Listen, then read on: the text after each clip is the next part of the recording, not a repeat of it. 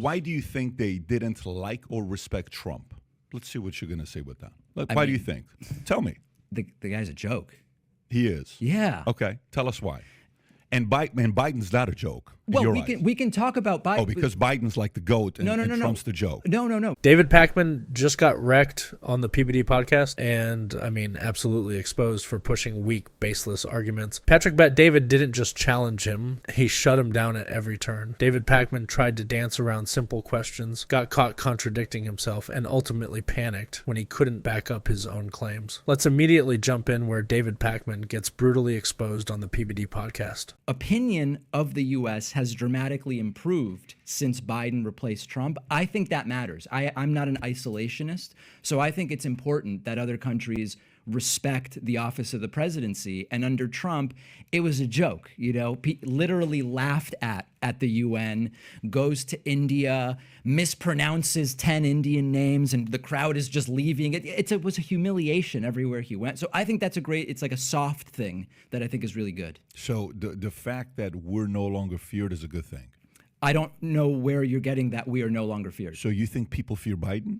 What I'm asking you is what data do you have that we are no longer feared? Well, what data is not any data to give. Then how do you know it is? Well, no, but during Biden is when Russia felt comfortable bullying Ukraine. During Biden is even if you look at Afghanistan on the way we left, people on the left were not happy by the way we left Afghanistan. Which people? Even 82 billion. I can give you a lot of different names. Like who? CIA. Who was the CIA guy that we had here who was on Philip Mudd with a Z? What's his name?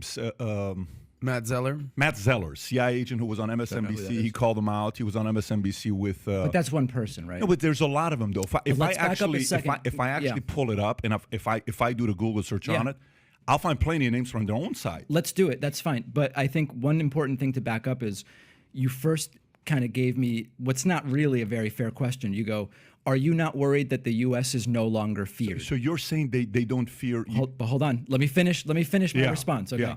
You first presented to me, and these are a lot of conversations go like this. You present to me, is it not a concern to me that the U.S. is no longer feared? And I said, well, where are you getting that? Where's the data? You go, there is no data. So let's first start with. What I said is it's not the fear. I didn't say there's no data. You can't pull data, meaning you can't find data on fear. Then how do you know that that's fear the is case? action? Fear is action. Did during Trump Russia attack Ukraine? Patrick Bet David just hit David Pakman with cold, hard reality. The moment Biden takes office, Russia makes moves. What a coincidence, right? David Pakman's response? Nothing. No real argument, just stumbling around, avoiding the question. This is what happens when left-wing commentators try to rewrite history. Under Trump, 0 new wars. Under Biden, chaos everywhere. You tell me which looks more like a strong presidency. So, David Pakman can talk about polling and global perception, but actions speak louder than words. No, that's not. Yeah. What happened with Palestine and Israel? What happened? What happened? They came together after 20-some years. What? What are you talking about when you say what? What are you talking about? Hold on. Well, he moved the capital to Jerusalem, is what you're saying. So let's. I don't know if there's that. been peace in the Middle East or anything like that. Has there been any progress on peace? Very limited. It wasn't the capital. Did moving the embassy? The embassy. Hold on. Correct. Let me ask the question. Did moving the embassy from Tel Aviv to Jerusalem get us closer to peace, or did it get us further away? Do either of you guys know? I don't know if you've studied this issue. There's arguments on both ends, but it has not led to peace and prosperity in Palestine, correct? Did Trump promise, this is a very critical, clear question, did Trump promise that Jared Kushner would solve the Israeli-Palestinian conflict during the first term? That's just overreach. A yes, no. Did he promise it? I don't know if he promised it or promises made, promises kept. He was assigned to that duty. And did it happen? What happened? Did Jared negotiate peace? But I don't think anybody believed that peace was happening in the Middle East. So it's okay for him to make promises that are obvious lies? But make the argument. Go back to the argument about the fact that America on all polls today is, would you say, liked? What was the word you used? So I think the really important thing when we talk about this is we talk about what we can measure. Oh, here we go again. David Pakman running to polls like there's some divine prophecy. I don't know about you guys, but Patrick Bet David asked the right question. You trust polls, really? Because let's be real, polls are as manipulated as the media that pushes them. They oversample certain demographics, ignore real-world trends, and create fake narratives. That's why every major poll got 2016 completely wrong. Pakman doesn't have facts, just polling averages, which is like predicting the Super Bowl winner based on fan voting. So the Gallup polling that has been done. So you trust polls? Oh, come on. But that's where we're going, though. There are lots of different. I trust certain polls too, but I'm saying, so you trust polls? If you say, do I trust a Rasmussen Republican primary poll 18 months before an election, I would say that's not very valuable. I don't think that's valuable. The Gallup public opinion sentiment poll that has been done over many, many presidents in the same way, I think that's a pretty good poll just to give a sense of how the world feels about the American president. I have no reason to distrust that. There are other polls where I would have a specific reason to distrust. But we're kind of going like 10 tangents here. I think if we want to talk about, am I upset that the U.S. isn't feared? Since you brought that question forward, the appropriate thing would be for you to give me the data. But no, go back to what you said. You said U.S. is what? You said you like the fact that U.S. is liked more today under Biden? No, I didn't use that term. What was the term you used, if you don't mind saying it again? On average, countries respect the U.S. more now that Biden is president and Trump you is value that. I think it's important because can I tell you why? Sure. I think it's important because between trade and globalization and problems we deal with that don't respect the borders of countries, it's important to be, again, it's not about liked, it's not about, it's to be respected globally. I do think that actually matters. So why do you think they didn't like or respect Trump? Let's see what you're going to say with that. Why do you think? Tell me. The guy's a joke. He is. Yeah. Okay. Tell us why. And Biden's not a joke. Well, we can talk about Biden. Oh, because Biden's like the GOAT and Trump's the joke. No. Okay, so I'm critical tell us why he's a joke. But I think it's important to say, are we talking about Trump or are we talking about Biden? No, we can talk about both, identify but let's both. talk about them one at a time. Stay on Trump. Okay, Stay on Trump fair. when he says he's a joke. Tell us why you think he's a joke. Promises made that were not kept that he told us he was going to achieve for us. Let's look at some of them. I'm going to get rid of Obamacare and replace it with, his word, a beautiful replacement where everyone will have care and it's going to be affordable. Okay. Just flat out didn't happen. The one proposal that Republicans made would have led to 24 to 32 million people losing health care. I consider that a failure. I don't think Obamacare is perfect, but it's better than the thing Trump said he was going to bring us. That was just a failure. 2, build a wall across the entire U.S.-Mexico border, which Mexico is going to pay for.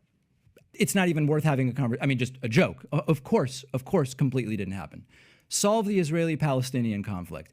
No progress made. In fact, to be honest, and this is, if we want to delve into that, moving the embassy from Tel Aviv to Jerusalem got us further from that because it's seen as a sort of a taunting measure if you understand the internal politics of what's going on there. Was going to, made some space travel promises. I mean, I can't think of promises he made that he did keep other than, I guess he was going to do tax reform and he did tax reform. So as a policy matter, a complete and total failure. I do think maybe the First Step Act on criminal justice reform did some good things. I'm sort of glad to give him credit on that.